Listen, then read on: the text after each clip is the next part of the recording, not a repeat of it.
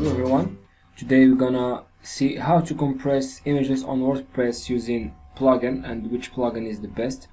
So here on the dashboard of our WordPress website, we go to plugins, add new, and then we type here compress JPEG and PNG. PNG.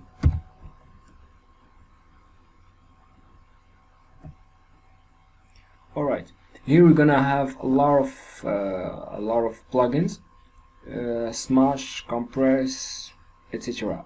I prefer to use TinyPNG because it's lightweight and it's not causing to slow down the website. Other plugins, I used Smash before, but it just slows down some themes.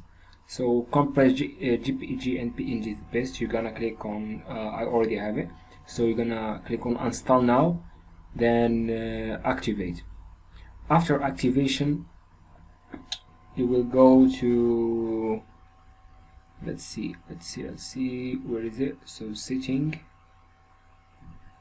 you're gonna go to setting, compress JPEG and PNG images.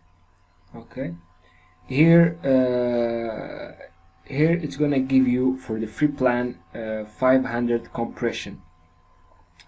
I'm already connected, so it's gonna ask you for registration to get an API key, and each month you will get 500 compressions. Leave everything as it is, so don't change anything here. You're gonna put save changes, then go to, let's see, slow connection. Good. So you go to media here, bulk optimization. Here is it. So I'm already past my free. Okay, no, okay, here is it. It's gonna ask you for optimization, so just ignore it and start bulk optimization, and we're gonna optimize every single image on your website.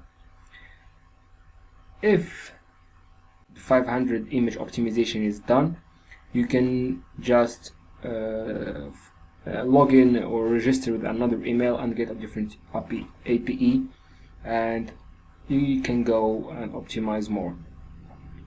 Thank you for watching. Subscribe for more.